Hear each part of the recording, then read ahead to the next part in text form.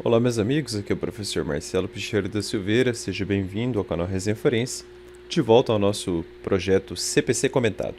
Lembrando sempre que não temos aqui um curso de Direito Processual, tá? Não é o meu objetivo, eu trago apenas comentários práticos ao CPC. Lembrando ainda que a gente está num setor do código que exige um estudo mais aprofundado da teoria geral do fato jurídico, assunto que você pode obter no curso clássico de Direito Civil do canal Resenha Forense. Os links estão na descrição do vídeo. Aliás, ali também constam links nos quais você pode ajudar o Resenha Forense com apenas R$ 2 por mês no Apoia-se ou sendo membro, enfim, mantendo este projeto vivo, tá bom? Vamos adiante? Hoje a gente vai falar do capítulo 2 ali daquela sessão, que é o importantíssimo ato da citação, né? Eu vou acabar me aprofundando aqui, porque é um ato, como eu disse, importantíssimo, tá? Não tem como não estudar a citação. E o vídeo vai ficar bastante longo, né? Porque a gente tem muitos e muitos artigos aqui. Mesmo assim, eu vou manter aquele espírito de praticidade, tá bom? Vamos lá. O código começa aqui conceituando, né, a citação. Citação é o ato pelo qual são convocados o réu, o executado ou o interessado. Citação é o ato pelo qual são convocados o réu, o executado ou o interessado para integrar a relação processual. É uma boa definição de citação, tá? Uma boa definição mesmo de citação.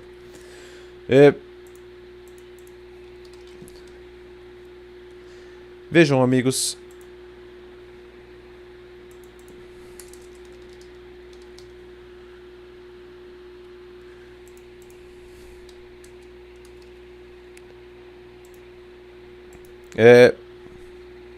olha só. O Código de Processo Civil de 2015 corrige a falha do Código de 1973. Como assim? Vamos explicar. O CPC de 1973 trazia em seu artigo 213 uma péssima redação para conceituar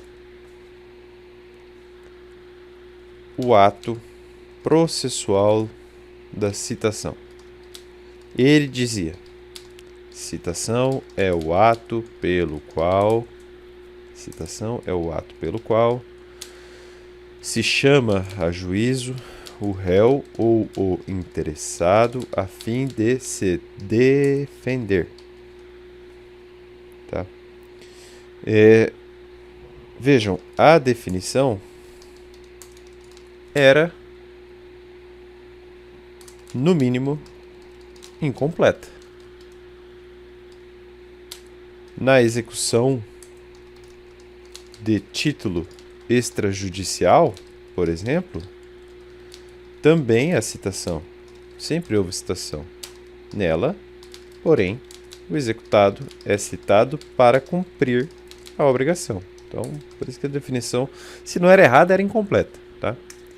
E como visto, o CPC de 2015 corrige a falha do Código Revogado, já que ele diz, olha ali, ó, citação é o ato pelo qual são convocados o réu, o executado ou o interessado para integrar a relação processual.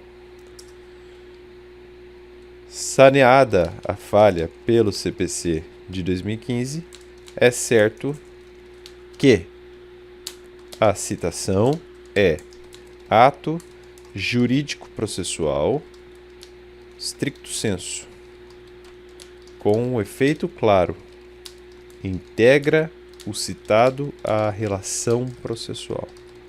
Então, se A propõe ação contra B, B só passa a ser parte, na essência técnica da palavra, depois que for citado. Ok?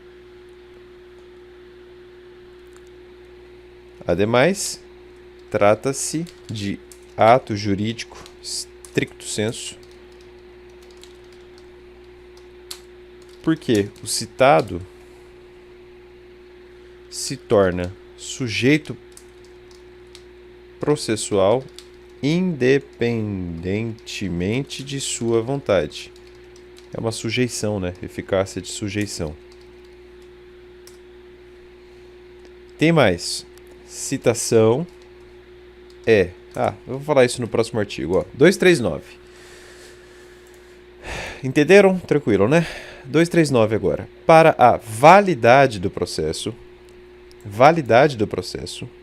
é indispensável, para a validade do processo, é indispensável a citação do réu ou do executado, ressalvadas as hipóteses de indeferimento da petição inicial ou de improcedência liminar do pedido. Olha aqui, ó, que interessante.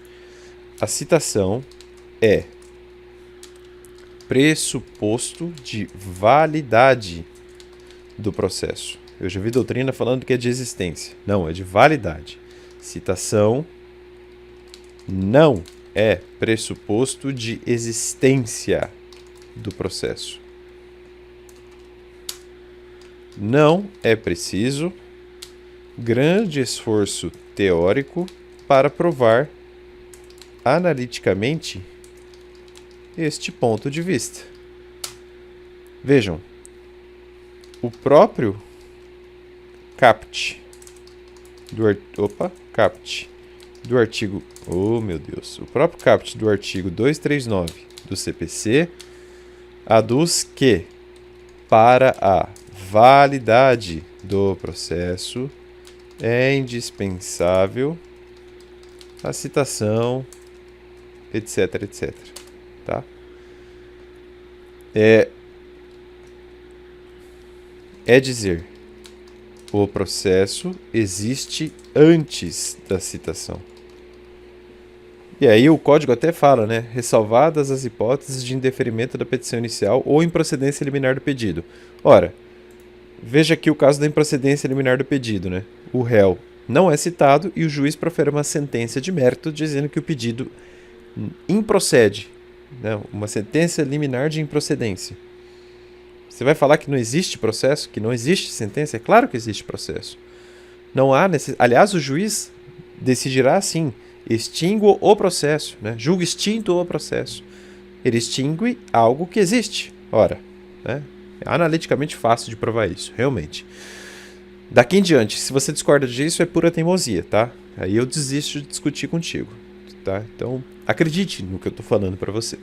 Muito bem. Parágrafo 1º. O comparecimento espontâneo do réu ou do executado, vamos grifar aqui, ó, comparecimento espontâneo, supre a falta ou a nulidade da citação, fluindo a partir desta data o prazo para apresentação de contestação ou de embargos à execução. Certo?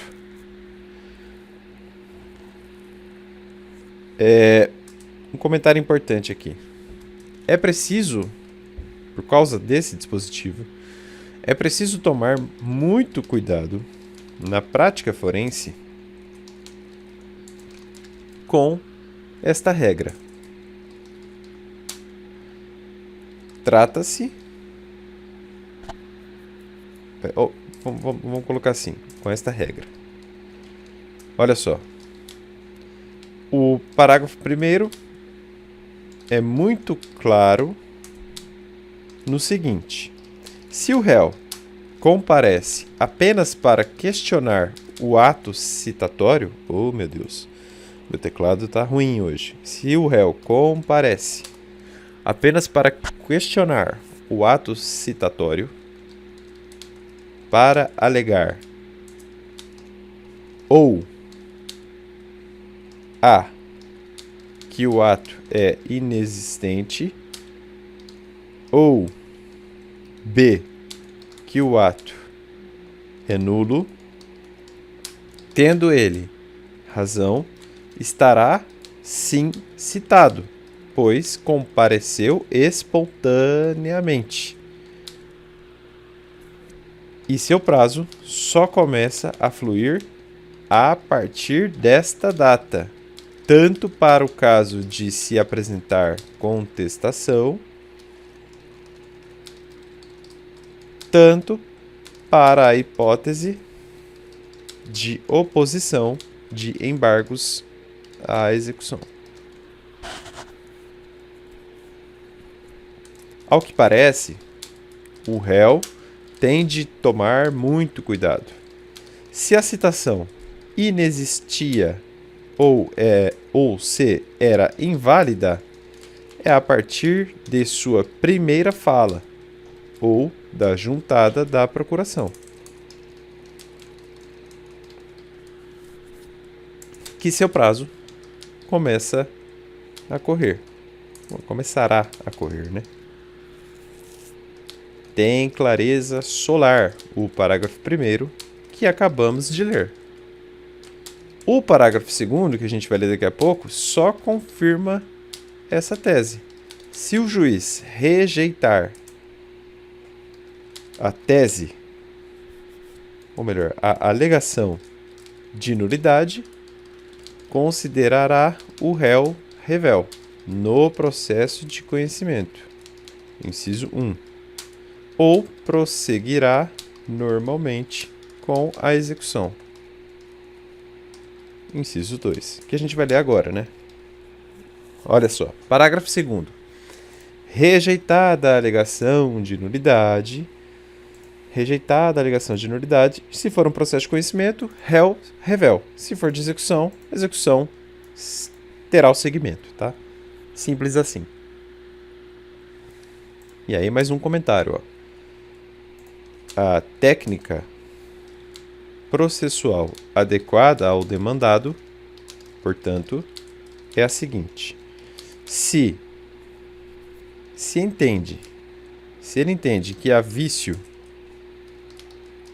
ou inexistência de citação, ingressa aos autos e, dando-se por citado, utiliza o seu prazo legal para a defesa.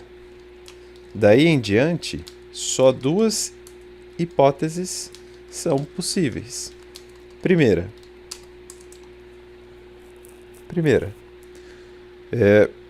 ou o juiz aceita a alegação de nulidade ou de inexistência e, assim, considera eficaz a defesa apresentada, se acostada, claro, no prazo certo, ou, segunda, né, ou o juiz indefere a alegação e trata como ineficaz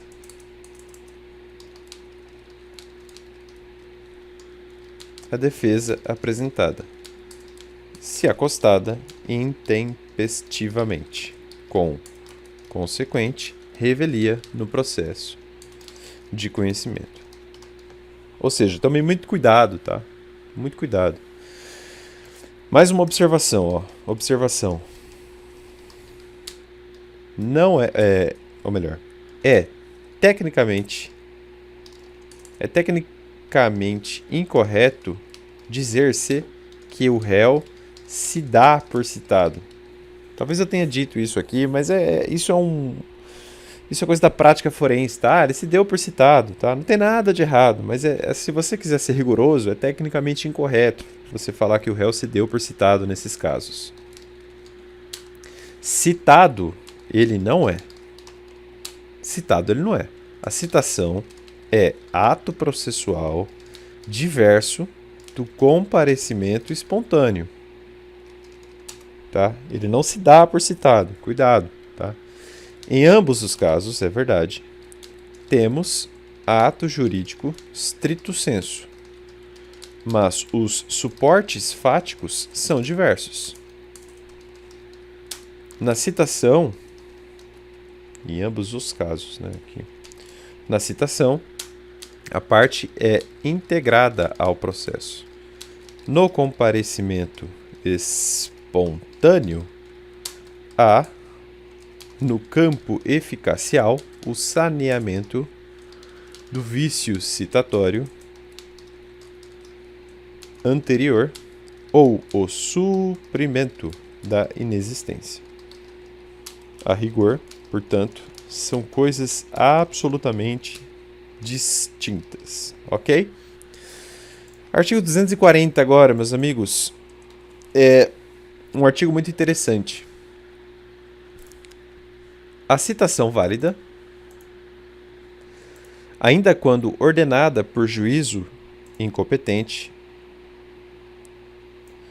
induz litispendência. Esse dispositivo é muito importante. Então, primeiro, ela induz litispendência. Segundo, ela torna litigiosa a coisa.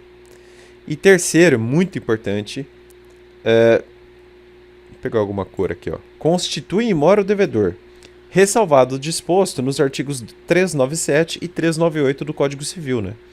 Vou falar deles daqui a pouco. Antes, vamos ler com calma esse dispositivo mais uma vez. Então, a citação válida, ainda quando ordenada por um juiz incompetente. Letra A, induz litispendência. Letra B, torna litigiosa a coisa. E, em regra, letra C, constitui in mora o devedor. Tá? É isso que está no 240 caput. Antes de comentar esses dispositivos, é importante que vocês tomem nota do seguinte, né? Primeiro, os efeitos aí se verificam ainda quando a citação é ordenada por um juiz incompetente. Eu sei que eu já frisei, mas eu friso mais uma vez, tá? E segundo, no tocante à constituição in mora do devedor, ressalvam-se aqui expressamente, né, os artigos 397 e 398 do Código Civil. Obviamente, a nossa leitura não é preguiçosa e eu, como sempre, né, coloquei aqui os dispositivos, né?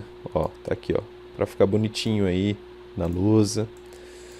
Higiênico, né? Olha aí, ó. 397. O inadimplemento da obrigação, lendo o Código Civil, positiva e líquida no seu termo, constitui de pleno direito em mora o devedor. Por que que então há ressalva? Simples, porque se não há termo, a mora pressupõe um ato que constitua o devedor em mora. No processo civil, este ato é a citação, né? Ele tem esse efeito, a citação traz esse efeito. Agora, se a obrigação tinha um termo, né, um vencimento, olha, vai vencer no dia 20 de dezembro de 2020. A partir do dia 21, o devedor já está em mora, tá? É simples assim. Parágrafo único. Não havendo termo, a mora se constitui mediante interpelação judicial ou extrajudicial. Ora, é certo aqui que a citação serve como uma interpelação judicial, né? Perfeito. E 398. Nas obrigações provenientes de ato ilícito, responsabilidade civil, considera-se o devedor em mora desde que o praticou, tá? Então, por isso que há a ressalva aqui. Aí não é a citação, é o dia da prática do ato ilícito. Ok. Agora o parágrafo 1º fala uma coisa muito interessante, né? A interrupção da prescrição. Vocês sabem, né, a essa altura, que a prescrição civil só pode ser interrompida apenas uma vez, tá? Regra clássica do direito civil. E uma das formas de se obter essa interrupção é justamente por esse dispositivo aí, ó. Parágrafo 1º. Tá o verdinho aqui porque já ele é citado de novo aqui embaixo, ó. Mas olha o que ele fala. A interrupção da prescrição, operada pelo despacho que ordena a citação, ainda que proferido por juízo incompetente, retroagirá a data de propositura da ação. Então, retroagirá a data de propositura da ação. Parágrafo 2º. Incumbe ao autor adotar, no prazo de 10 dias, providências necessárias para viabilizar a citação, sob pena de não se aplicar o disposto no parágrafo 1º. Tá? Parágrafo 3º. A parte não será prejudicada pela demora imputável exclusivamente ao serviço judiciário. Então, por exemplo, o sujeito promoveu a ação, pagou as custas e o cartório demorou. Isso não é imputável a ele, tá? Haverá, então, a retroação à data de propositura da ação. Parágrafo 4º. O efeito retroativo lá do parágrafo 1º aplica-se à decadência e aos demais prazos extintivos previstos em lei. Então, a retroação não é só da prescrição, mas também ao prazo de decadência e a qualquer outro tipo de prazo previsto em lei. Prazo extintivo, tá? Artigo 241. Transitada em julgado a sentença de mérito em favor do réu antes da citação, sentença de mérito proferida em favor do réu antes da citação, incumbe ao escrivão ou ao chefe da secretaria comunicar-lhe o resultado do julgamento. Aqui eu só consigo pensar na sentença de improcedência liminar do pedido. que é uma sentença de mérito que foi proferida em favor do réu. Só que ele precisa ficar sabendo disso, né? E ele não foi citado. Então, o escrivão comunica o resultado do julgamento. Olha, réu, você foi processado, nem deu tempo de ter a sua citação, fique tranquilo, tá? O juiz já te deu razão, tá? Essa é a ideia. E ele precisa ficar sabendo disso, porque senão seria uma medida inócua, né? O autor promoveria a ação de novo e o réu não teria a carta na manga da coisa julgada, né? Enfim. 242. A citação será pessoal, podendo, no entanto, ser feita na pessoa do representante legal ou do procurador do réu, do executado ou do interessado. Esse é o caput. Então a regra é essa, ó, que a citação vai ser pessoal. No entanto, pode ser feita, primeiro, na pessoa do representante legal, ou na pessoa do procurador do réu, ou ainda, enfim, vou trocar aqui, né? Na pessoa do representante legal, simples assim, né? Ou do procurador do réu, pronto. E aí você também lê aqui, executado, interessado, etc, etc. Regra, citação pessoal. Exceção, pode ser na pessoa do representante legal ou do procurador da parte, tá? Parágrafo 1º. Isso é interessante. Na ausência do citando, a citação será feita na pessoa de seu mandatário, administrador, preposto ou gerente, quando a ação se originar de atos por eles praticados. Certo? Então, na ausência do citando, o oficial de justiça foi lá, olha, o citando não está. Então, se a ação se origina de atos praticados por mandatários, administradores, prepostos ou gerentes, então eles poderão receber a citação, tá? Essa é a ideia. Parágrafo 2º. Locador. O locador que se ausentar do Brasil sem cientificar o locatário de que deixou na localidade onde estiver situado o imóvel, procurador com poderes para receber citação, será citado na pessoa do administrador do imóvel encarregado do recebimento dos aluguéis. É imobiliária, geralmente, né?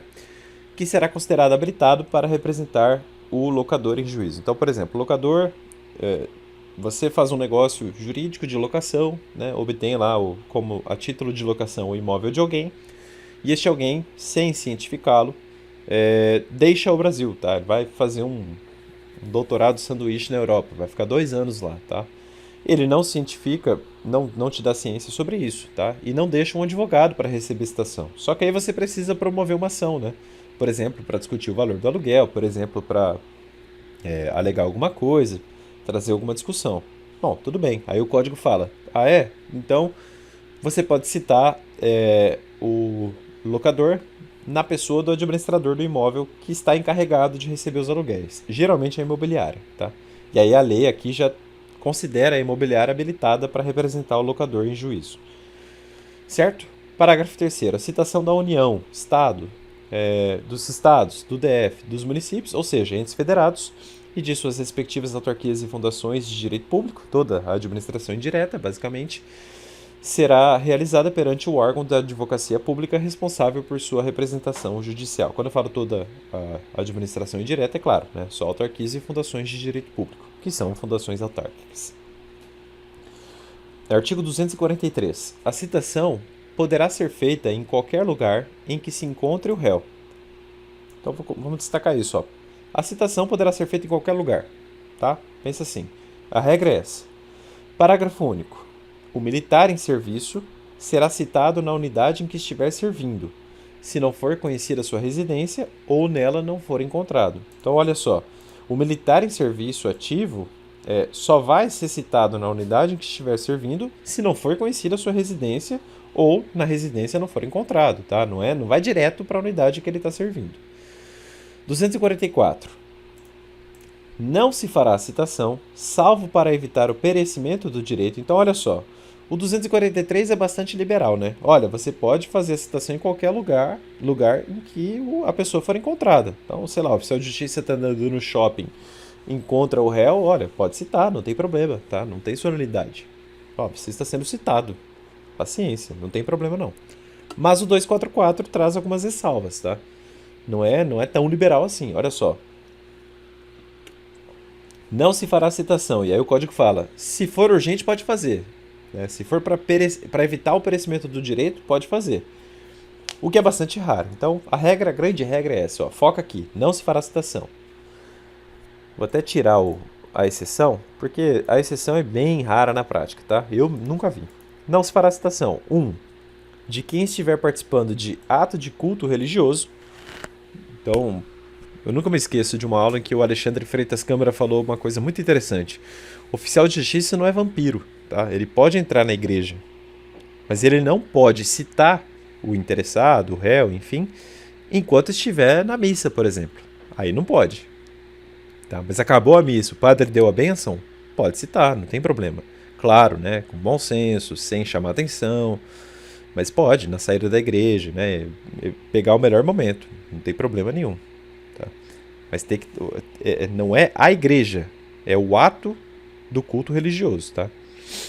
Número 2. De cônjuge, de companheiro ou de qualquer parente do morto, consanguíneo ou afim, em linha reta ou na linha colateral em segundo grau, no dia do falecimento e nos 7 dias seguintes. Cuidado aqui que é até segundo grau do colateral, tá? O código não foi tão além. É o luto aí, né? 7 dias, respeita o luto da pessoa.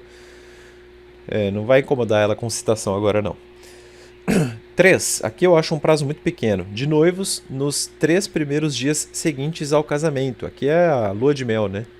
Só que 3 dias aqui é muito pouco. Eu acho que o código aqui foi muito rigoroso, tinha que ser mais, né? Talvez 7 dias fosse mais adequado. E por fim, de doente, enquanto grave o seu estado. Aqui é uma cláusula bem aberta, né? O oficial de justiça pode interpretar aqui com bom senso. 245 agora. Não se fará citação quando se verificar que o citando é mentalmente incapaz ou está impossibilitado de recebê-la. Vejam, aqui o Estatuto da Pessoa com Deficiência não desfez a lógica do código, né? Ou seja, a realidade bruta das coisas. O sujeito está completamente inabilitado mentalmente, né? Não tem cognição nenhuma. Não se faz a citação, mas ele tem um procedimento para isso. Olha só, parágrafo 1º. O oficial de justiça descreverá e certificará minuciosamente a ocorrência. Sei lá, ele vai colocar, olha, certifico que o fulaninho da Silva, né, na diligência citatória, estava trêmulo, não conseguia se comunicar, tinha um cuidador do lado dele, né, ele estava babando, e assim vai, tá? Ai, Marcelo, mas é assim, gente, a realidade é essa, tá? E é interessante também que o oficial de justiça tem fé pública, tá? Então ele precisa realmente descrever a situação, ó, minuciosamente a ocorrência. Parágrafo 2º. Para examinar o citando, o juiz nomeará médico que apresentará laudo no prazo de 5 dias. Então, o juiz nomeia o médico e aí ele apresenta um laudo em 5 dias, tá? Que é para confirmar a incapacidade mental. Parágrafo 3º. Dispensa-se a nomeação aí do parágrafo 2º se a pessoa da família apresentar declaração do médico do citando que ateste a incapacidade deste. Porque aí a gente considera a fé do médico, né? Parágrafo 4º.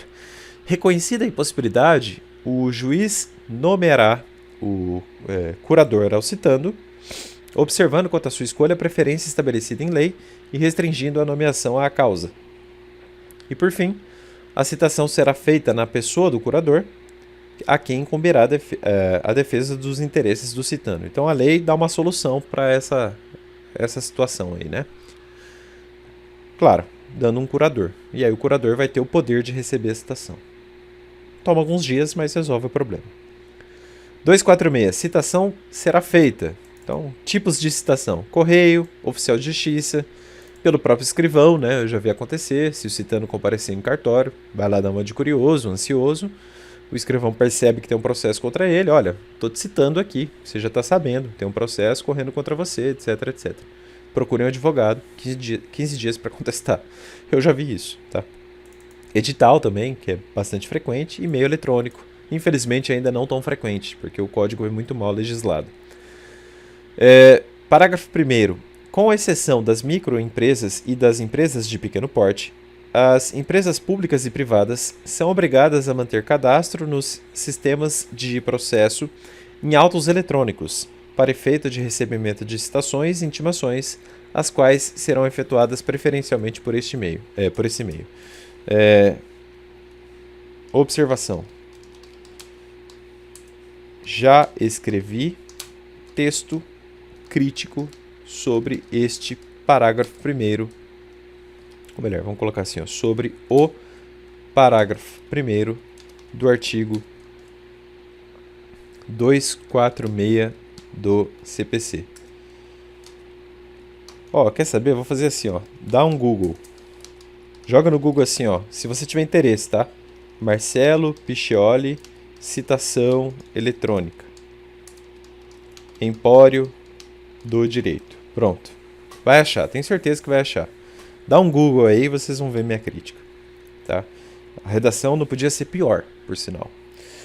Parágrafo 2º. O disposto ali do parágrafo 1º, né, da citação eletrônica, aplica-se à União, aos Estados, ao DF, aos municípios e entidades da administração indireta. Parágrafo 3º. Na ação de usucapião de imóvel, os confinantes serão citados pessoalmente, exceto quando tiver por objeto unidade autônoma de prédio em condomínio, caso em que tal citação é dispensada. Então o código acabou com a confusão que muitos advogados faziam, tá? Hoje não há mais essa necessidade mesmo. Nunca houve, né? É que as pessoas não sabiam interpretar a linha antecedente. 247. A citação será feita pelo correio para qualquer comarca do país. Então a regra é essa. Por AR correio, qualquer comarca do país. Não tem problema. Exceto, número 1. Nas ações de Estado. Observado o disposto no 695, parágrafo 3º. E mais uma vez, ó, coloquei aqui. Não vou nem puxar a seta, já está aqui, ó. Olha o que fala o 695, parágrafo 3º, ó. 695 caput. Recebida a petição inicial e, se for o caso, tomadas as providências referentes à tutela provisória, o juiz ordenará a citação do réu para comparecer à audiência de conciliação, observado o disposto no 694. E aí o parágrafo 3º é bem claro, ó, a citação será feita na pessoa do réu. Então é uma citação pessoal, né? Citação, eu digo, por oficial de justiça, tá? Muito bem. Então, não é possível citação por AR nas ações de Estado. Não, também não é possível citação por AR, por correio, número 2, quando o citando for incapaz, claro, ele não vai assinar o AR. Aliás, a gente já viu o que deve ser feito.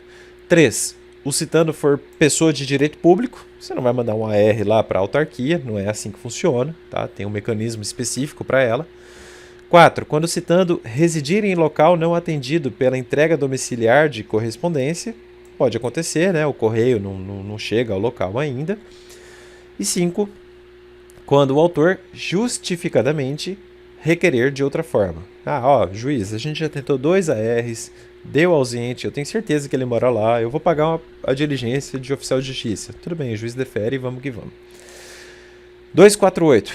Deferida a citação pelo correio, o escrivão ou o chefe de secretaria remeterá ao citando cópias da petição inicial e do despacho do juiz e comunicará o prazo para a resposta, o endereço do juízo e o respectivo cartório.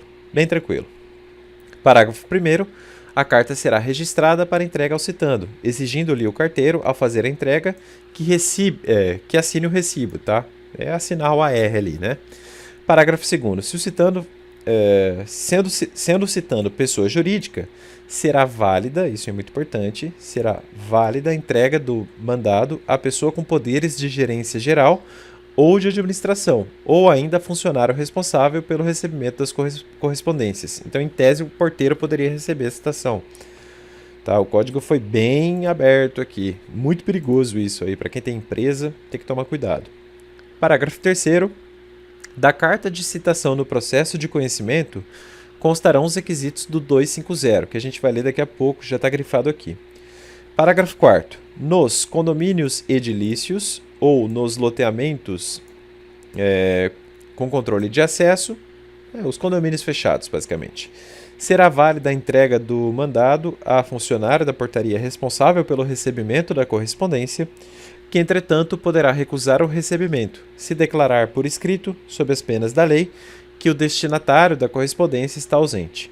Eu não gosto dessa regra, tá? Eu acho que isso joga contra o porteiro, coitado do porteiro, que é só um funcionário. Imagina, ele vai receber citação ali do pessoal ricaço. Não é legal, né? Não é legal. Enfim.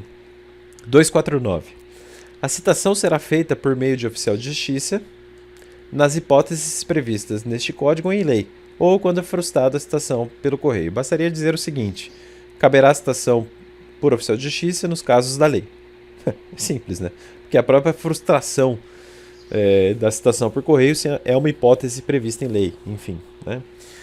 250. O mandado que o oficial de justiça tiver de cumprir conterá. Aí o que tem que ter, né? Qualificação das partes, né?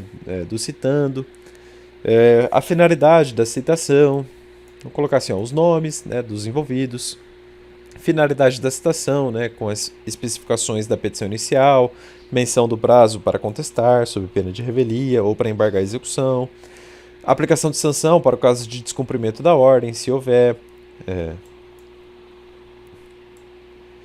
Se for o caso, a intimação do citando para comparecer, acompanhado de advogado ou defensor público à audiência de conciliação ou de mediação, com menção do dia, da hora e do lugar do comparecimento, a cópia da petição inicial, né, do despacho ou da decisão que deferiu a tutela provisória, a assinatura do escrivão ou chefe da secretaria e declaração de que subscreve por ordem do juiz, etc. 251.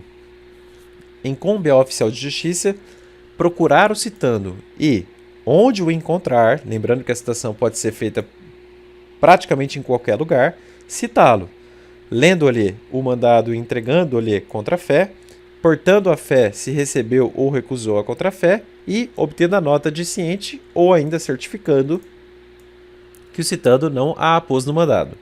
E não adianta nada, ele tem fé pública, é citação, tá? 252. Aqui é a citação por hora certa, ó, muito interessante. Quando, por 2 vezes, o oficial de justiça houver procurado o citando em seu domicílio ou residência sem o encontrar, deverá, havendo suspeita de ocultação, intimar qualquer pessoa da família ou, em sua falta, qualquer vizinho de que, no dia útil imediato, voltará a fim de efetuar a citação, na hora que designar. Ele continuou se escondendo, Marcelo. Adianta? Não, porque olha só. Nos condomínios de... enfim. Não adianta porque o 253 depois fala, né? O oficial de justiça, no dia e na hora designada, independentemente de novo despacho, comparecerá, tá, para realizar a diligência. Parágrafo único agora do 252, né? Que eu acabei pulando.